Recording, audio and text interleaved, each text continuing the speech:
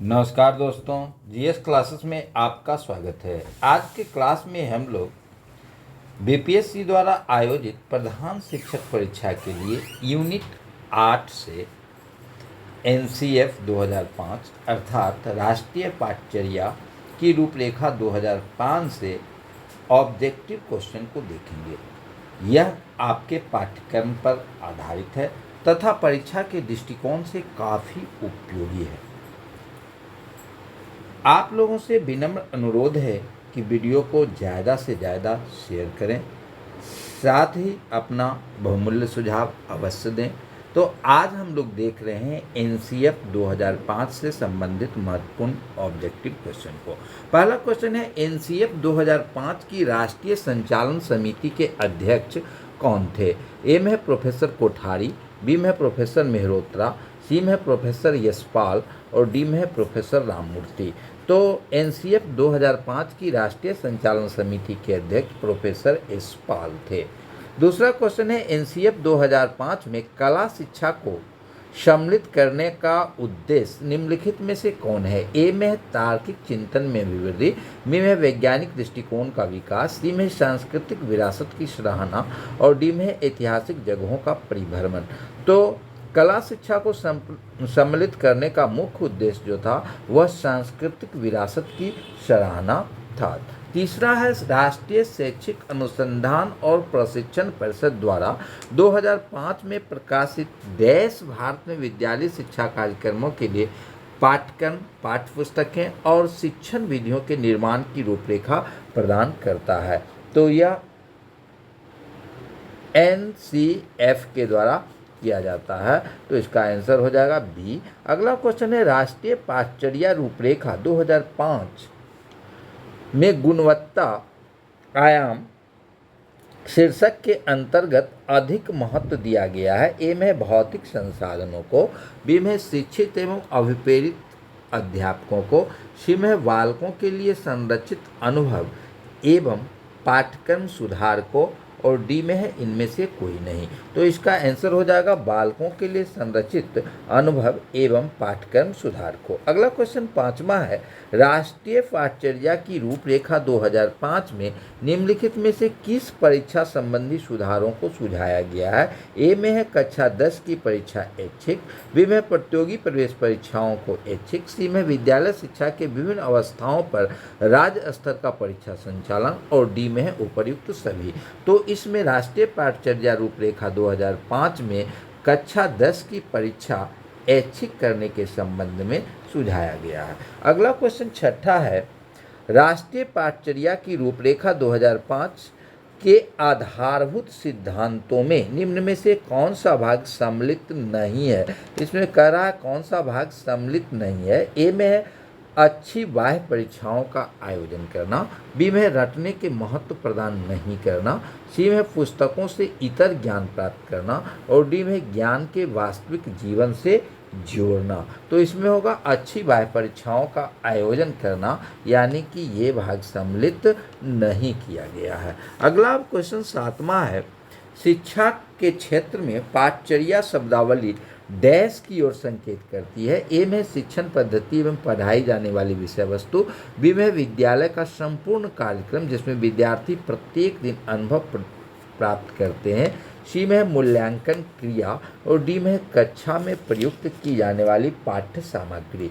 तो इसमें हो जाएगा शिक्षा के क्षेत्र में पाठचर्या शब्दावली डैश की ओर संकेत करती है, तो ये कक्षा में प्रयुक्त की जाने वाली पाठ्य सामग्री यानी कि 7 का डी हो जाएगा। अगला क्वेश्चन 8 है, राष्ट्रीय पाठचर्या की रूपरेखा 2005 के अनुसार गणित शिक्षण का मुख्य उद्देश्य है। ए में बच्चों को अंक गणित का ज्ञान देना, बी में बच्चों में गणित के प्रति रुचि पैदा करना, सी में बच्चों में तार्किक चिंतन तथा समस्या समाधान योग्यता का विकास करना और डी में है बच्चों के संवेगात्मक विकास करना। तो इसका आंसर हो जाएगा सी, यानी कि बच्चों में तार्किक चिंतन तथा समस्या समाधान योग्यता का विकास पास करना। अगला क्वेश्चन 9 है, राष्ट्रीय पाठचर्या रूपरेखा 2005 के अंतर्गत परीक्षा सुधारों में निम्नलिखित में से किस सुधार को सुझाया गया? ए में खुली पुस्तक परीक्षा, बी में सतत एवं व्यापक मूल्यांकन, डी में सामूहिक कार्य मूल्यांकन और डी में है इनमें से सभी। तो इसका आंसर हो जाएगा इनमें से सभी। अगला क्वेश्चन 10 है, एनसीएफ 2005 के अनुसार छात्रों के लिए भौतिक रूप से असुविधा पैदा करने वाला साधारण अंग है। एक है रक्षा करने वाले पाठशाला के कर्मचारी, बी में समीप के पाठशाला, सी में अत्यधिक भारी स्कूल बैग और डी में है इनमें से कोई नहीं। तो इसका आंसर होगा अत्यधिक भार युक्त स्कूल बैग। अगला क्वेश्चन 11 है, एनसीएफ 2005 ने कक्षा 2 तक कोई गृह कार्य नहीं और कक्षा 3 से सप्ताह में कितने घंटे गृह कार्य करने की सिफारिश की है? तो इसमें होगा 2 घंटे, यानी कि 11 का बी हो जाएगा। अगला क्वेश्चन है, डैश सिद्धांत राष्ट्रीय पाठचर्या की रूपरेखा 2005 और पर्यावरण अध्ययन पाठ्यक्रम का एक आधार है। ए में है अनुभववाद, बी में है सामाजिक संरचनावादी, सी में संज्ञानात्मक और डी में है व्यवहारवाद। तो ये होगा सामाजिक संरचनावादी।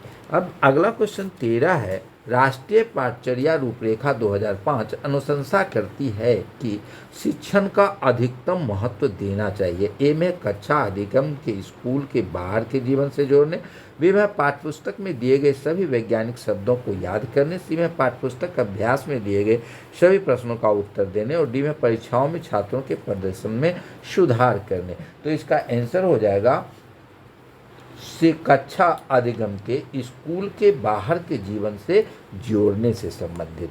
अब अगला क्वेश्चन है, एनसीएफ 2005 के अनुसार अंग्रेजी पढ़ाने का उद्देश्य का निर्माण है। ए में है द्विभाषावाद, बी में बहुभाषिता, सी में केवल अंग्रेजी और डी में है इनमें से कोई नहीं। तो इसका आंसर होगा बहुभाषिता, यानी कि 14 का बी हो जाएगा। अगला क्वेश्चन अब है, एनसीएफ 2005 मुख्यतः किस पर आधारित है? ए में है व्यवहारवाद, बी में है संज्ञानात्मकवाद, डी में है सी में मानवतावाद और डी में है संरचनावाद। तो इसका आंसर हो जाएगा संरचनावाद।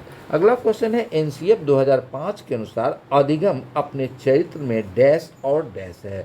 तो एनसीएफ 2005 के अनुसार अधिगम अपने चरित्र में सक्रिय और सामाजिक है, यानी कि 16 का ये हो जाएगा। अगला क्वेश्चन 17 है, कई अध्ययनों से पता चला है कि द्विभाषी दक्षता के स्तर को बढ़ाती है। ए संज्ञात्मक विकास, बी सामाजिक सहिष्णुता, सी विविध सोच और डी उपरोक्त सभी। तो इसका आंसर हो जाएगा उपरोक्त सभी। अब अगला क्वेश्चन है, एनसीएफ 2005 सीखने के रचनावादी दृष्टिकोण पर जोर देता है क्योंकि यह डैश पर केंद्रित है। ए में परिभाषाओं और सूत्रों का संस्मरण, बी में नियमित गृह कार्य जमा करना, सी में आकर्षक गतिविधियों के माध्यम से शिक्षार्थी की सक्रिय भागीदारी और डी में है शिक्षक द्वारा प्रभावी व्याख्यान और निर्देश। तो इसका आंसर हो जाएगा आकर्षक गतिविधियों के माध्यम से शिक्षार्थी की सक्रिय भागीदारी। अगला क्वेश्चन है, ECCE स्तर पर राष्ट्रीय पाठचर्या रूपरेखा ने किस पर बल दिया? ए है सार्वभौमिकरण, बी में है स्वास्थ्य और स्वच्छता, डी में है समग्र विकास और डी में है इनमें से कोई नहीं। तो इसका आंसर हो जाएगा 19 का सी समग्र विकास। अब अगला क्वेश्चन है 20, NCFTE का पूर्ण रूप है। ए में शिक्षक शिक्षा के लिए राष्ट्रीय परिषद, बी में शिक्षक शिक्षा के लिए राष्ट्रीय पाठ्यक्रम की रूपरेखा, सी में शिक्षक शिक्षा के लिए राष्ट्रीय प्रमाण पत्र और डी में है इनमें से कोई नहीं। तो इसका आंसर हो जाएगा शिक्षक शिक्षा के लिए राष्ट्रीय पाठ्यक्रम की रूपरेखा। अब अगला क्वेश्चन 21 है, राष्ट्रीय पाठ्यक्रम की रूपरेखा 2005 की अनुशंसा के अनुसार प्राथमिक स्तर पर ईवीएस के शिक्षण की मुख्य लक्ष्य होना चाहिए। ए में विषय की मूल अवधारणाओं की समझ विकसित करना, बी में विषय के मूल सिद्धांतों को याद रखना, सी में कक्षा शिक्षण को स्कूल के बाहर के जीवन से जोड़ना और डी में स्वतंत्र रूप से प्रयोग करने के लिए कौशल प्राप्त करना। तो इसका आंसर हो जाएगा कक्षा शिक्षण को स्कूल के बाहर के जीवन से जोड़ना, यानी कि 21 का सी हो जाएगा। अगला क्वेश्चन 22 है, एनसीएफ 2005 के अनुसार मूल्यांकन प्रणाली किस पर आधारित होना चाहिए? ए में है अंक, बी में है ग्रेड, सी में है अंक और ग्रेड दोनों और डी में है इनमें से कोई नहीं। तो एनसीएफ 2005 के अनुसार मूल्यांकन प्रणाली जो है सो ग्रेड आधारित होना चाहिए। अब अगला क्वेश्चन है, एनसीएफ 2005 सुझाव देता है कि 10वीं परीक्षा के लिए बोर्ड कराई जानी चाहिए। ए में है अनिवार्य, बी में है वैकल्पिक, सी में है आवश्यक नहीं और डी है इनमें से कोई नहीं। तो एनसीएफ 2005 कहता है कि 10वीं परीक्षा के लिए बोर्ड वैकल्पिक होनी चाहिए। अगला क्वेश्चन है, राष्ट्रीय शिक्षा नीति शिक्षा प्रणाली विकसित करने के साधन के रूप में एनसीएफ का प्रस्ताव किसने दिया था? तो यह एनपीई यानी कि राष्ट्रीय शिक्षा नीति 1986 के द्वारा दी गई थी। अब अगला क्वेश्चन 25 से, विद्यार्थियों की तनाव संबंधी समस्याओं को दूर किया जा सकता है। ए में है शिक्षण, बी में मार्गदर्शन एवं परामर्श, सी में है कमांडिंग और डी में है उपयुक्त सभी। तो यह मार्गदर्शन एवं परामर्श के द्वारा तनाव को कम किया जा सकता है। अब अगला क्वेश्चन है, एनसीएफ 2005 10वीं और 12वीं के छात्रों के लिए कुल होमवर्क समय की सिफारिश करता है। ए है प्रतिदिन 2 घंटे, बी है प्रतिदिन 3 घंटे, सी है प्रतिदिन 4 घंटे और डी है प्रतिदिन 5 घंटे। तो एनसीएफ 2005 जो है सो प्रतिदिन 2 घंटे की सिफारिश करता है। अगला क्वेश्चन है, शिक्षा में प्रमुख बदलाव हुआ है शिक्षक केंद्रित से शिक्षार्थी केंद्रित की ओर। तो यानी इसका आंसर हो जाएगा ए। अगला क्वेश्चन है 28, एनसीएफ अन्य पाठचर्या क्षेत्रों पर ध्यान आकर्षित करता है। ए में है कला और विरासत शिल्प, बी में है स्वास्थ्य एवं शारीरिक शिक्षा, सी में शांति शिक्षा और डी में है उपर्युक्त सभी। तो इसका आंसर हो जाएगा उपर्युक्त सभी। अब अगला क्वेश्चन है, राष्ट्रीय पाठचर्या की रूपरेखा 2005 के अनुसार प्रौद्योगिकी गणितीय अन्वेषण में सहायता कर सकती है और छात्रों को व्यस्त करने में सहायक हो सकती है। अतः ए में है कैलकुलेटर के उपयोग की अनुमति विद्यालय की सभी परीक्षाओं में देनी चाहिए, बी में पेपर पेंसिल की कलन विधि को समाप्त कर देना चाहिए, सी में तकनीकी का उपयोग गणित में अमूर्त अवधारणाओं के शिक्षण अधिगम को सुसाध्य बनाने के लिए किया जा सकता। तो यही आंसर सही है, इसका आंसर हो जाएगा सी।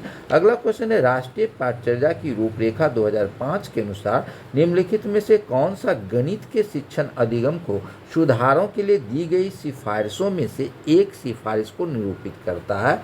ए में है गणित को लोकप्रिय करने की ओर ध्यान देना, बी में छात्रों को अभ्यास के लिए प्रोत्साहित करना, सी में आकलन पद्धतियों को बदलना जिससे विद्यार्थियों के प्रतीकात्मक ज्ञान के स्थान पर गणितीकरण योग्यताओं की परख हो और डी में इनमें से कोई नहीं। तो इसका आंसर हो जाएगा सी। तो ये आज के महत्वपूर्ण क्वेश्चन थे।